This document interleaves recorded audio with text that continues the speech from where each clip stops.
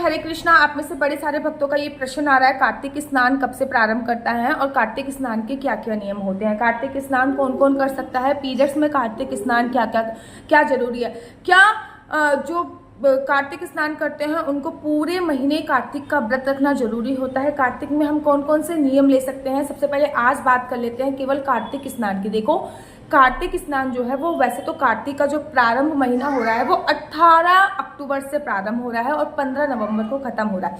लेकिन हम कार्तिक स्नान पूर्णमासी से करेंगे, अर्थात हम 17 अक्टूबर से कार्तिक का जो स्नान है वो प्रारंभ करेंगे और कार्तिक का जो विश्राम हम करेंगे, मतलब अश्विन मास की पूर्णमासी से हम लोग प्रारंभ करेंगे और कार्तिक मास की पूर्णमासी पे हम लोग विश्राम करेंगे। अश्विन मास की पूर्णमासी अर्थात शरद पूर्णिमा से कार्तिक स्नान प्रारंभ करेंगे, क्योंकि शरद पूर्णिमा उदया तिथि के अनुसार जो शरद पूर्णिमा है वो 17 तारीख की है, तो 17 तारीख से हम लोग कार्तिक का जो स्नान है वो प्रारंभ करेंगे और कार्तिक पूर्णमासी अर्थात 15 नवंबर को हम कार्तिक स्नान विश्राम कर देंगे। ठीक है ना।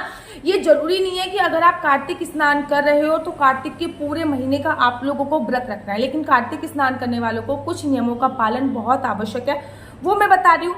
नंबर 1, कार्तिक का जो स्नान होता है वो हमेशा तारों की छाव में होता है। जब भी आप सोकर उठे हैं तो मेक श्योर कि आप देख लें 1 या 2 तारे निकल रखे हों, उस टाइम पे ही कार्तिक स्नान करें। जो टाइम होता है ना वो ब्रह्म मुहूर्त का टाइम होता है। मैं एग्जैक्ट आपको टाइम भी बता देती हूँ कि इस टाइम पे स्नान करना बहुत सर्वोत्तम होता है। 4:30 बजे से लेकर 4:45 तक के जो 15 मिनट का समय होता है, यह समय ब्रह्म मुहूर्त का समय होता है और इस टाइम पे स्नान करना बहुत बहुत ज्यादा सर्वोत्तम होता है। कोई 3:30 बजे उठकर 4 बजे तक स्नान कर लेता है, कोई 4:30 बजे उठकर 5 बजे तक स्नान कर लेता है। पूरी तरीके से आप पे निर्भर होता है, लेकिन शास्त्रों में जो नियम बताया हुआ है, स्कंद पुराण में, गर्ग संहिता में जो कार्तिक स्नान का नियम बताया गया है, वो नियम यही बताया गया है कि आप तारों की छाव में आपको स्नान करना है। ठीक है, पहला नियम ये है तारों की छाव में स्नान करना। दूसरा नियम ये है कि कार्तिक के महीने में जो स्नान होता है ना, उसमें आप लोगों को पानी में काले तिल और गंगा, देखो वैसे तो मान्यता ये है कि आप किसी तालाब में या नदी या सरोवर के पास जाइए और आपको आधा शरीर आपका डूबा रहना चाहिए, वहां पे आपको स्नान कीजिए। लेकिन भैया कलयुग है, यहाँ पे तालाब सरोवर कहाँ मिलेंगे। ठीक है, तो हम अपने घर पे भी स्नान कर सकते हैं, लेकिन घर के स्नान में काला, तो कार्तिक के स्नान में अगर आप घर पे स्नान कर रहे हो तो पानी में गंगा जल डालिए, पानी में आपको काले तिल जरूर डाले हैं और ऐसा बोलते हैं कि आंवले का चूर्ण बना के उस टाइम पे ना आपको शैम्पू हो गया या फिर शैम्पू हो गया या साबुन हो गया, उसका उपयोग ना करके आंवले की चूर्ण से स्नान करना होता है। आंवले का चूर्ण आपको पूरे शरीर पे लगाना होता है, उसके बाद स्नान करना होता है। जो गृहस्थ जीवन में, मतलब जो शादीशुदा है और गृहस्थ जीवन, जो सन्यासी लोग होते हैं या फिर जो विधवा महिलाएं होती हैं, विधवा माताएं होती हैं, उनको क्या करना होता है, उन लोगों को तुलसी की जड़ की जो मिट्टी होती है, जिसको तुलसी चंदन के नाम से संबोधित किया जाता है, उसको अपने शरीर पे लगाना होता है, तब स्नान करना होता है। ठीक है ना। ये नियम होते हैं कार्तिक के स्नान के। जो लोग कार्तिक का स्नान करते हैं वो जरूरी नहीं है कि वो पूरे के पूरे महीने व्रत रखे, ऐसा कहीं भी नहीं लिखा। कार्तिक स्नान अलग है, कार्तिक में व्रत करने की महिमा अलग है, कार्तिक में दीपदान की महिमा अलग है, कार्तिक में तुलसी पूजा, तुलसी सेवन अलग है। देखिए, भगवान की जो पत्नी थी ना सत्यभामा, उन्होंने कार्तिक स्नान किया था। उनकी कथा मैं किसी और वीडियो के माध्यम से आप लोगों को सुनाऊंगी। तब उनको फल स्वरूप उनको भगवान श्री कृष्ण जी की धर्म पत्नी बनने का सौभाग्य प्राप्त हुआ था और उनके पिताजी को भगवान श्री कृष्ण जी के ससुर बनने का सौभाग्य प्राप्त हुआ था। वृंदा देवी की कथा तो आप लोगों को सुनी होगी। तुलसी माता जी ने 12 वर्षों तक कार्तिक स्नान किया था, तभी तो वो भगवान श्री कृष्ण जी की इतनी प्यारी है, इतनी प्रिय है। कार्तिक का महीना भगवान श्री कृष्ण जी का महीना नहीं है, कार्तिक का महीना राधा रानी को बहुत ज्यादा प्रिय है, इसलिए कार्तिक के महीने में भगवान श्री कृष्ण ने कार्तिक के महीने को अपना एक नाम दिया है, जिसको दामोदर मास के नाम से भी जाना जाता है। तो कार्तिक का महीना राधा रानी को बहुत ज्यादा प्रिय है, इसलिए कार्तिक का महीना भगवान श्री कृष्ण जी को भी बहुत ज्यादा प्रिय बोला जाता है। कार्तिक के महीने में अगर आप स्नान कर रहे हैं तो लहसुन, प्याज, मांस, मदिरा आपको त्यागनी पड़ेगी। किसी भी प्रकार का लहसुन नहीं खाना, किसी भी प्याज नहीं छोड़ सकते, तो मेरे ख्याल से कार्तिक भी मत कीजिए। ठीक है ना। प्याज का सेवन तो आपको करना ही नहीं है कार्तिक में। लहसुन प्याज से रहित खाना खाना है, जिसमें लहसुन प्याज ना हो, ऐसा खाना खाना होता है।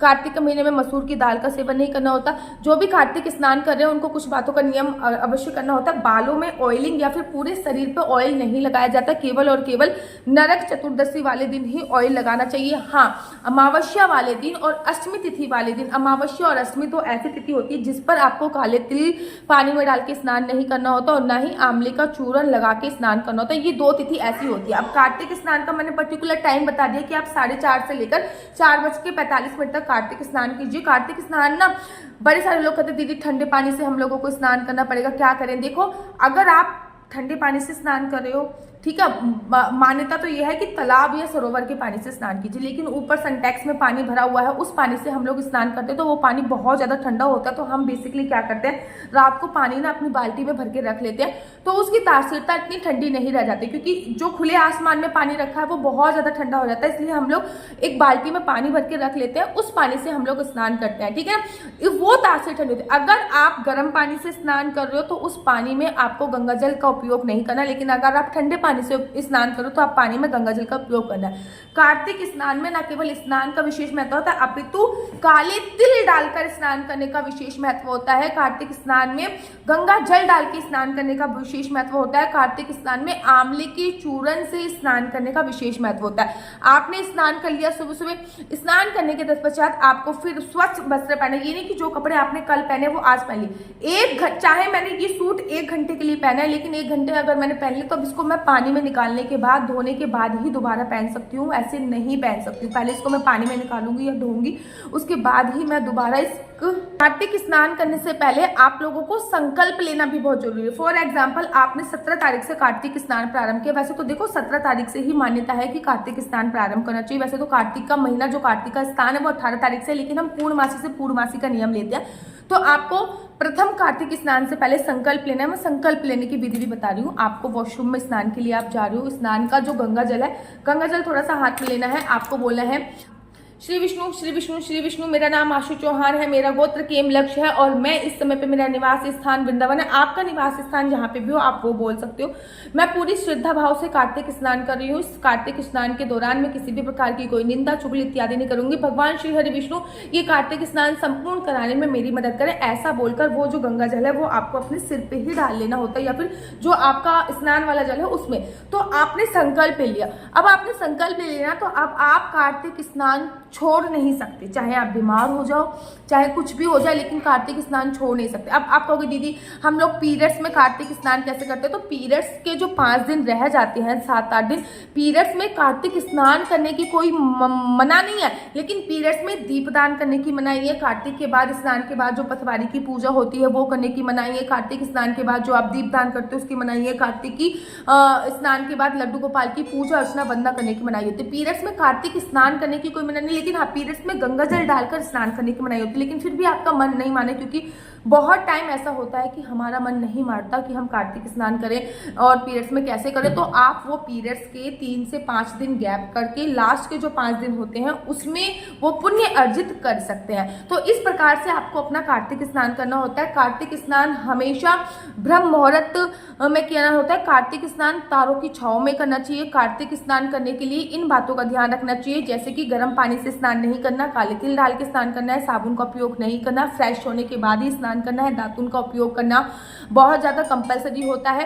कार्तिक स्नान में धुले हुए ही वस्त्र पहनने हैं, ये नहीं कि केवल और केवल मैंने तो ये कल ही पहना था, मैंने तो 1 घंटे के लिए पहना था। आप समझिए, अगर ये चुन्नी मैं 1 घंटे के लिए भी ओढ़ रही हूँ तो इसमें मेरा ओरा, इसमें मेरी वाइब्रेशंस चली गई है। जब इसमें मेरी वाइब्रेशंस, मेरा ओरा चली गई है तो इसको मेरे को क्लीन करने के बाद ही पहनना। मैं ये नहीं कह रही कि नए कपड़े पहनो, लेकिन धुले हुए कपड़े पहनो। 1 घंटा पहनने के बाद वाले कपड़े भी आपको नहीं पहनने, इस बात का विशेष ध्यान पे देना, ठीक है ना। अब इस तौर पे ध्यान देना होता है। आशा करती हूँ कि आपको कार्तिक स्नान की संपूर्ण जानकारी मिल गई होगी कि कार्तिक स्नान आपको 17 तारीख से प्रारंभ करना है और 15 नवंबर को कार्तिक स्नान विश्राम कर देना है।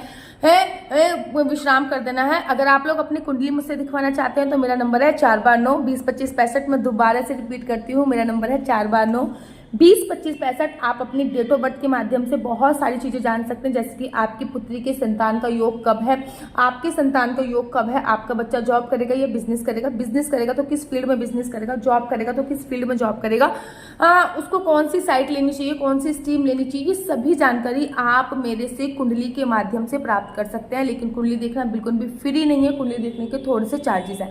अगर आपको मेरी वीडियो अच्छी लगती है तो आप अपना यूट्यूब चैनल हरि बोल को लाइक शेयर सब्सक्राइब करना बिल्कुल भी मत भूलिए। तब तक के लिए मुझे दीजिए इजाजत। राधे राधे, हरे कृष्णा, हरि बोल।